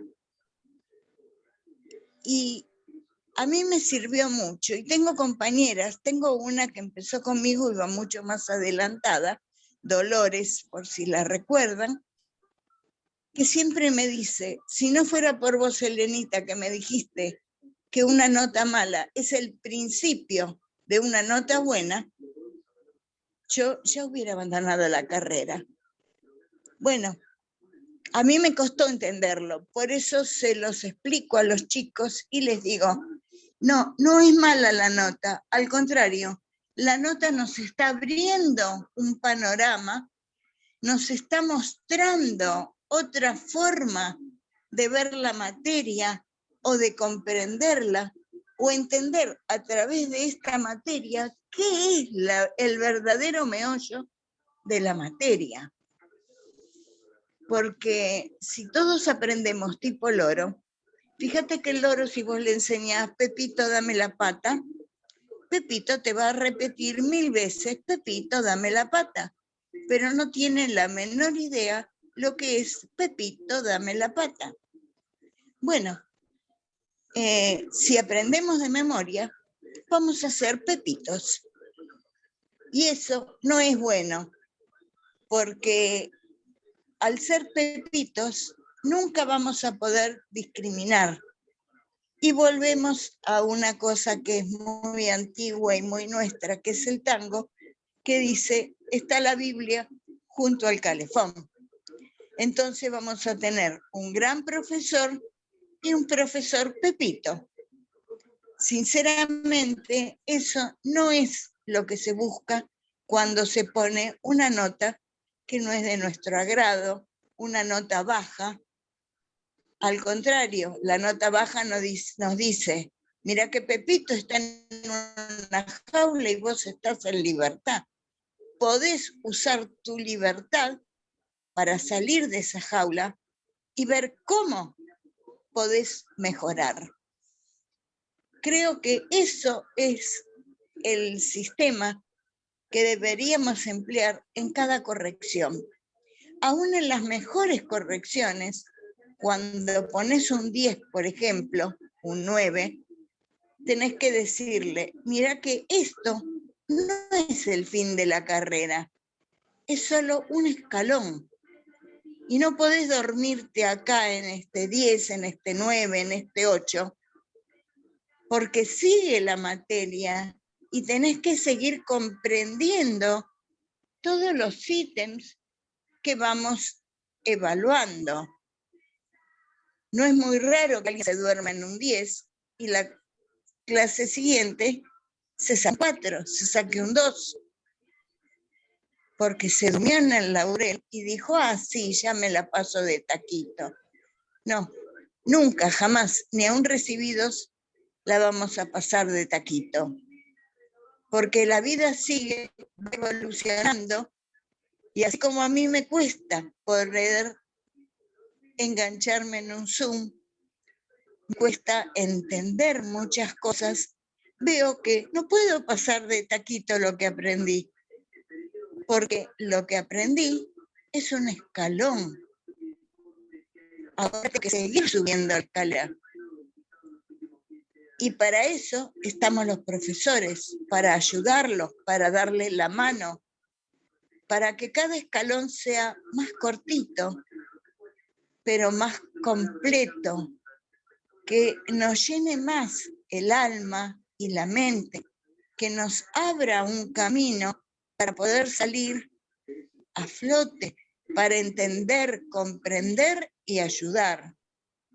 Creo que eso es la verdadera docencia.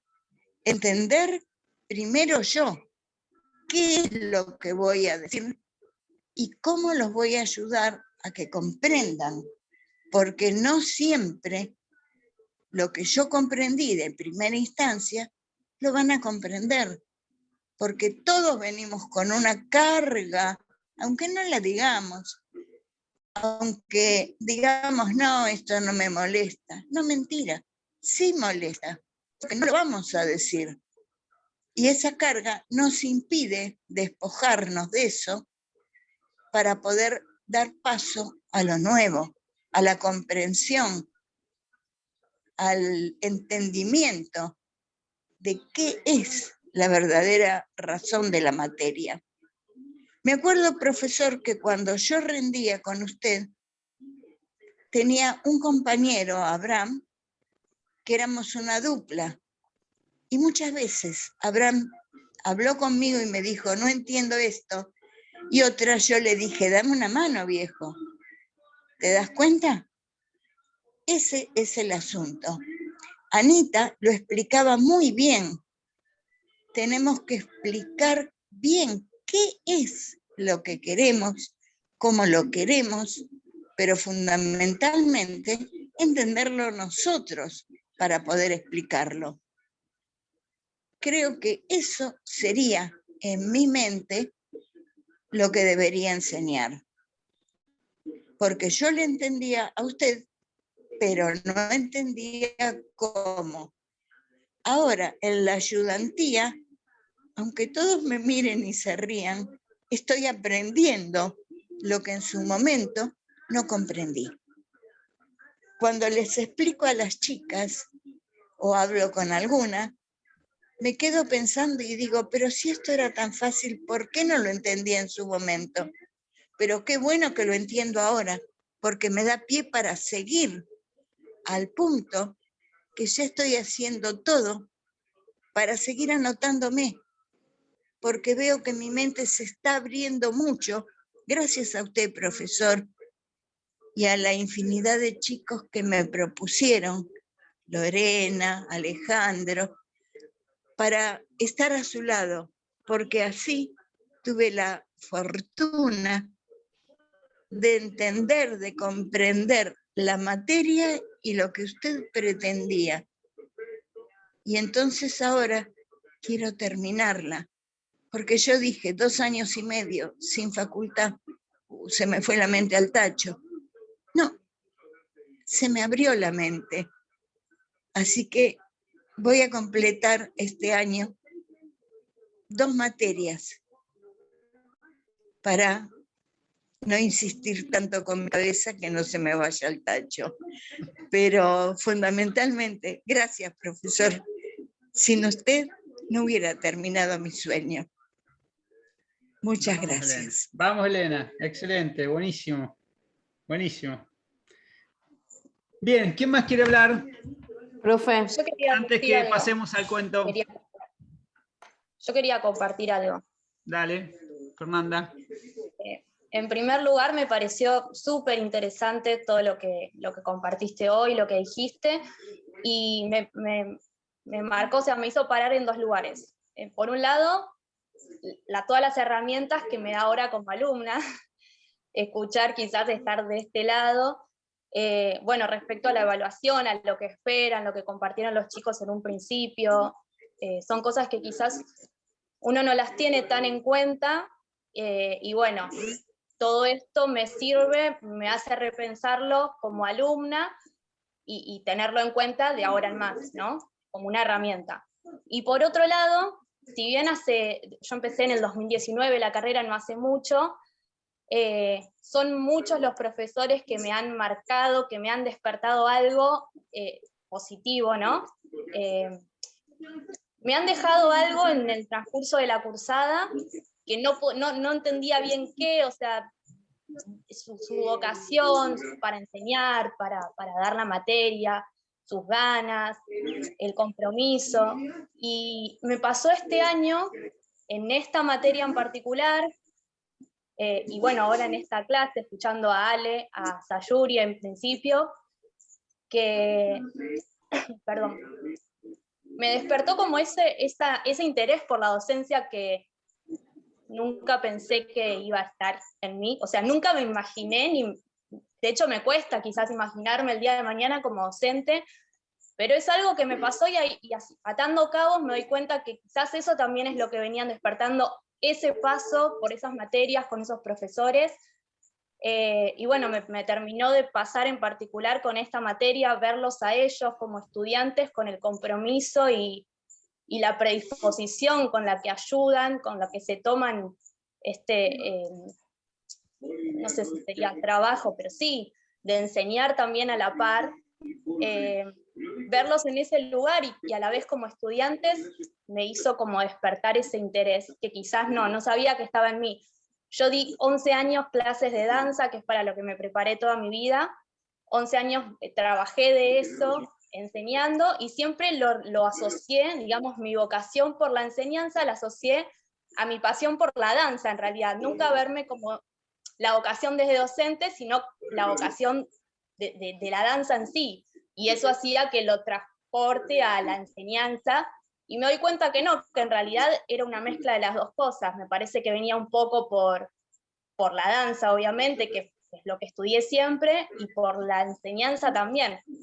Me cuesta como hasta decirlo porque nunca me hubiese imaginado estar diciendo esto, nunca me hubiese imaginado yo, pero me pasó eso. Y después, bueno, ahora escucharla a Anita con su experiencia y Elena ahora lo último que dijo, la verdad que me pareció súper interesante. Me llevo como de esta clase eso para repensar.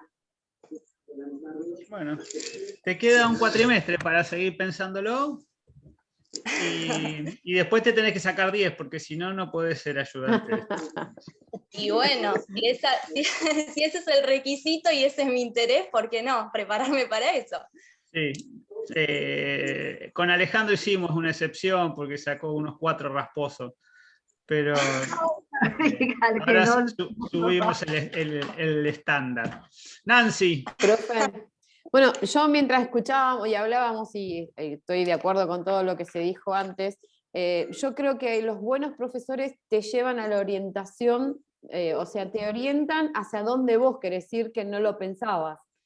Lo digo en mi caso, por ejemplo, lo digo en mi caso, hay profesores, excelentes profesores que me dan la idea para dónde quiero ir sin saber que me hubiera gustado ese lugar, ¿no es cierto? O esa orientación de la carrera. Y con respecto a algunos profesores, me ha tocado profesores que yo me maté estudiando, lo escribí sin pasar mi idea o mi ideología, y me he encontrado con un 4 y me he encontrado o con un 7 cuando ponía la idea que el profesor quería escuchar y no lo que yo realmente sentía. Entonces digo, bueno, yo valoro mi 4 final y no ese 7 que le respondí como el profesor quiso que yo le respondiera. Y mientras estábamos hablando y hablaban los chicos, yo busqué la definición de la evaluación, que la tenía, incluso se lo decía siempre a mis hijos, que la evaluación no es la nota, sino lo que uno queda, lo que le queda. Uno puede aprender de memoria, sacarse un 10, yo voy al otro día, te pregunto, y te olvidaste todo lo que aprendiste. Y eso no es el aprendizaje es que dure en el tiempo lo que uno aprende. Y busqué la definición de la evaluación y lo leo y con esto termino.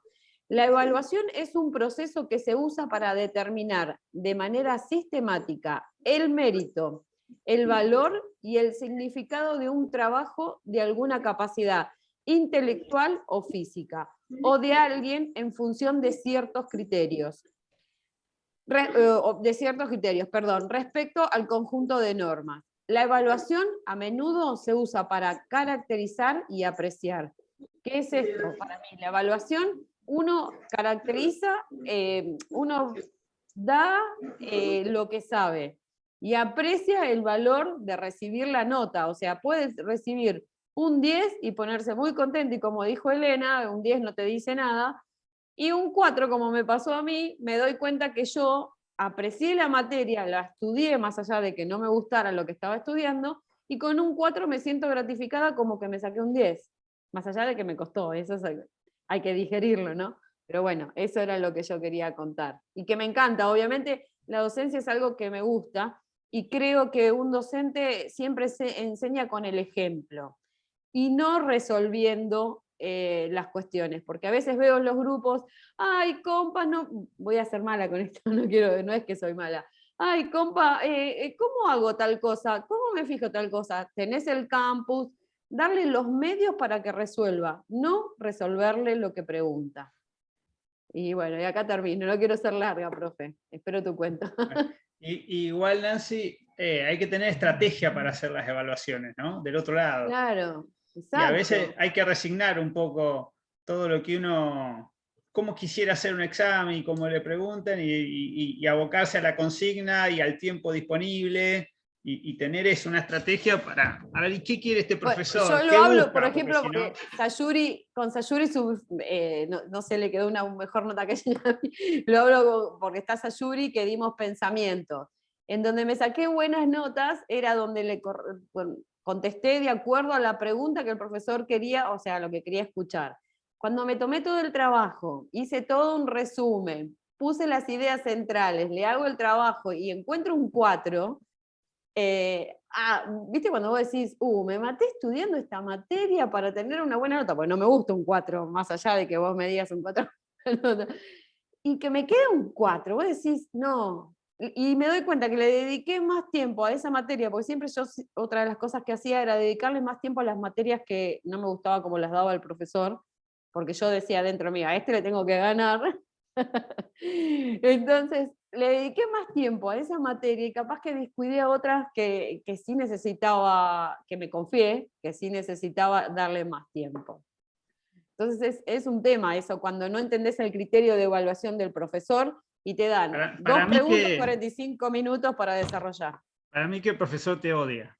Por eso son 4. No, Profesor me odia, papá, profesor me odia. no, Bueno, eso nunca lo Rosana, diría. Marita, Laura, Lucas. Yo, profe, voy a decir algo cortito. Lo que todas las compañeras decían es una retroalimentación y una autoevaluación, porque uno se tiene que posicionar y autoevaluarse para ver cómo está planteando la situación con los alumnos y ser claros y concisos con cada una de las consignas o estrategias o lo que tiene que aplicar para la evaluación. Y siempre es una retroalimentación, como dijeron las compañeras, porque el resultado también está evaluando mi criterio de enseñanza como docente. Y voy a leerle una frase que siempre me gusta leer de Carlos Cushing, que dice que la escuela es el telar de la esperanza, pero hay que tejerlo con los hilos de la libertad, y la trama es la identidad y profundidad de las personas, porque justamente uno en la escuela tiene personas, lo tiene que hacer con libertad de cómo, o sea, si lo quiere decir oral, escrito, porque hay gente que tiene otros potenciales, y bueno, uno tiene que cederle esa libertad, y tiene que también respetar esto de cada una de las identidades de las personas, con qué se identifica, porque también de ese modo resuelve y también es parte de la evaluación, cómo se sienta confiado, conforme, con libertad, y como decía usted en el ejemplo, tiene que estar en un ambiente, en un clima cuidado, nada más. Gracias, Ro. Laura, Marita. ¿Qué tal, profe? Buenas. Y yo me pongo solamente en el lugar de alumna, decir, bueno, tratar de Acércate un preparar. poquito, por favor. Me pongo en lugar de alumna y veo que cada tip que usted leyó, ¿no?, de este cuadro, y decir, bueno, te preparas tanto y no sabes cuál es el criterio que el profesor quiere darte o entender.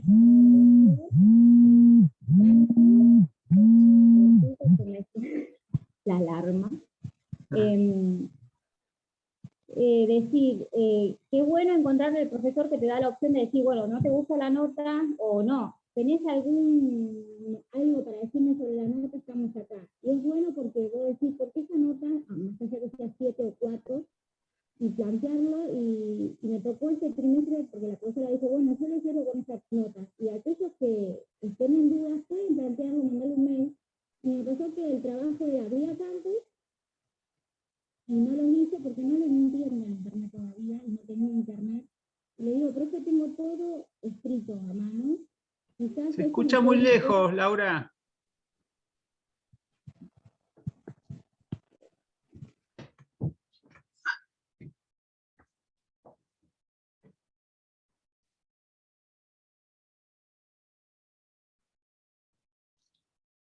Ahora estás muteada.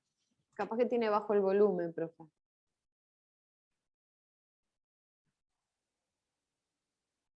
No me anda el micrófono.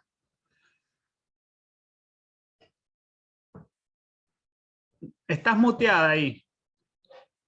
Apagaste el micrófono. Profe, no me anda bien el micrófono. Ahora sí, dale. A ver, espere, profe. Nada, profe, en fin, que Ahí sí. también, ahí sí, depende mucho de los profesores darte un avance para que puedas ver los errores y salir adelante también con cada parcial, con cada carrera y con cada objetivo, y que los parciales también a uno lo hace repensar de decir, estoy bien en esto y gracias al profesor, o que quizás el profesor cuando te pone un 4 te dice, bueno, te falta dar una mano en esto. Me acuerdo la primera experiencia que usted decía de cuando presentó su postura en derecho, creo que era, y usted había entregado 7 hojas y le devolvieron como 11, creo. Bueno, y eso es lo que a mí me remarca, de decir, bueno, quizás con una opinión del docente te hace remarcar varios aspectos de uno y poder salir adelante. Y que gracias a los docentes también nos damos cuenta en que quizás estamos equivocados en algo y debemos enfocarnos en otra cosa. Pero nada, es eso. Gracias, Lau. Lucas o Marita, y cerramos. Profe, Lucas. Sí. ¿Escuchan? Sí. Primero que nada, algo que un amigo siempre sabe decir es que los exámenes es para ser aprobados, es para salir aprobado. Un profe nunca hace un examen para desaprobar. Y como alumno siempre lo tomé. Así me cuesta un examen o así esté en dudas desde que lo presenté, cómo lo desarrollé. Siempre pienso en, como dicen todos, es también una tabla de medir para ver cómo uno va en la materia. Y teniendo en cuenta esta modalidad virtual, creo que cambió para todos. Hasta un profesor es 24/7 profesor y un alumno termina a veces descartando ese 24/7, sino que da solamente una porción de su tiempo. Y bueno, creo que este espacio sirve para eso, para achicar las distancias y qué mejor que poner hoy estar distendido de lo que es la materia, sino que abordar temas como esto está muy bueno, así que yo le agradezco desde mi parte. Buenísimo, Lucas. Alejandro, yo siempre les digo que los exámenes son ¿para qué? Los exámenes son... Me mataste ahora, te quedé pensando. Los exámenes son para lucirse. Están armados para que ustedes se luzcan. Bueno, Marita, cerramos. Cierro yo. Primero, buenas tardes. Me dormí todo, así que llegué tarde a la clase. Hay días que estoy ansiosa y días que me desvelo y no me puedo dormir, así que bueno. Viendo el cuadro y viendo la clase que se dio, y lo que pude ver y escuchar de mis compañeros y de usted, sí, evidentemente, como dijo Anita, las evaluaciones es parte de un proceso del aprendizaje. Y creo que en esta virtualidad se nos complica un poco. Yo tuve la suerte de hacer, cuando inicié, estar en la presencialidad, y creo que me fue mucho mejor porque estaba cara a cara con el profesor, con mis compañeros, y preguntar ese ida y vuelta que se da en la presencialidad no ocurre en la virtualidad, evidentemente no. A veces cuando uno tiene dudas, apaga la cámara ante la pregunta porque no estudié, porque no repasé, porque no. Pero el hecho de acercar todos estos temas, si bien somos pocos y la mayoría más o menos entendemos de qué se trata, está bueno abordarlo. Nos sirve, nos da pilas para seguir. Por ahí uno siempre piensa, al menos yo, en la excelencia, ¿no? Si es un 7 o más de 7, bueno, estoy re bien, pero me bajoneo cuando esa nota es menor a eso y digo, bueno, algo no hice, algo no advertí, algo no estudié, algo no comprendí y me vuela la cabeza, porque digo, bueno, yo no... es cierto que siempre lo digo en las oportunidades que tengo, que a mi edad yo no vengo a zafar, vengo a tomar conocimiento, a aprender y a tratar de... Me pone contenta cuando puedo charlarlo, no solamente con mis compañeros, sino con mi familia, que es la que me apoya, de algunos temas y de tomar conocimiento. Ahora estoy más atenta a todos esos temas que antes los descartaba, no me interesaba, iba solamente a los conceptos. Y algo que dijo Nancy también, hay materias en esta carrera que a veces no nos da la posibilidad de que nuestro pensamiento, nuestra forma de pensar en un tema en particular, qué sé yo, político, social, podamos nosotros dar a conocer nuestra propia opinión y que se evalúe también eso. Y a veces tenemos que hacer una evaluación o tenemos que hacer un examen con una respuesta o un contenido de acuerdo a lo que piensa el otro. Es como cercenar un poco el pensamiento propio, ¿verdad? Me pasó en historia, me pasó en pensamiento, si bien la reaprobé bien, todo bien, pero después cuando leí mi examen dije, no es lo que yo pienso, no le puse foco, dije y puse y contesté lo que el otro quería leer y escuchar. Entonces, partir de esa base, ¿no? De que todo esto es un ensayo y un error, ensayo y error, continuamente. Así que bueno, en estos tiempos lo que estamos haciendo es tratar de... La verdad que estas clases sirven un montón, porque nos descontracturamos, porque podemos ver a la facultad desde otro lugar, ¿no? Esa descontracturación nos sirve, nos da fuerza, nos apoya para seguir, porque esta es una materia de la carrera, no es todo, como decía Elenita, es un escaloncito, una ínfima parte de todo lo que significa esta carrera.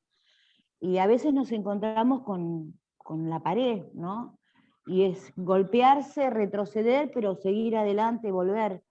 Así que nada, eso, la virtualidad a veces nos complica, los exámenes en la virtualidad son complicados, y como yo dije en la ficha en su momento, nos distrae, a mí me saca a veces de foco porque estoy en mi ámbito familiar y no le pongo, quizás trabajando el doble turno, cuando en la época de normalidad, y llegar con los 10 minutos retrasados a la facultad, 6:10, 6:30, pidiendo disculpas al profesor, con todos mis bolsos, mis carpetas, mis cosas, sentándome ahí, yo hago una línea, corto una línea, digo, me fue mucho mejor ahí que estando en mi casa y teniendo, por así decirlo, el tiempo como para dedicarle a la o las materias. Que me estuve anotando en muchas materias y este cuatrimestre no lo voy a hacer. ¿Por qué? Porque vienen materias que son muy puntuales, donde uno entendió realmente qué es el contenido, a dónde te lleva, qué es lo que tenés que saber. Entonces voy a estar tranquila, ya hice mi etapa, me apuré, y de materias que evidentemente, sinceramente, algunas me sirvieron, otras no. Eso es así. Lo ponen en la cursada, no sé para qué ponen en materias que no entiendo, pero bueno, sirve. Pero es cierto, profesor, te ponen historia, te ponen pensamiento. Exacto, Vos tenés tal una cual. manera de pensar, y el profesor te dice, no, porque esto va por ahí, así, así, así. Pues llega un momento que decís, Porque bueno, te está odia. bien. Te odia. El profesor te Viste, odia. yo estoy de acuerdo con Marita, a mí me pasa eso. Bueno, basta, escuchen. Muy bueno. Vamos a leer ahora, minuto literario, un cuento de Manuel Rivas que se llama La lengua de las mariposas, que tiene una versión cinematográfica Sí. que es esta que les voy a mostrar. Que si no la vieron, tienen que ir a buscarla ya. Un actor se murió hace poco, Fernando Fernán Gómez, y después este chico. Pero vamos a hacer una cosa, vamos a cortar 2 minutos, vamos a ir al baño, preparar un mate y volvemos para escuchar el cuento porque es un gran cuento. ¿Les parece? Sí. Sí, profe, perfecto. Bueno, yo paro de grabar.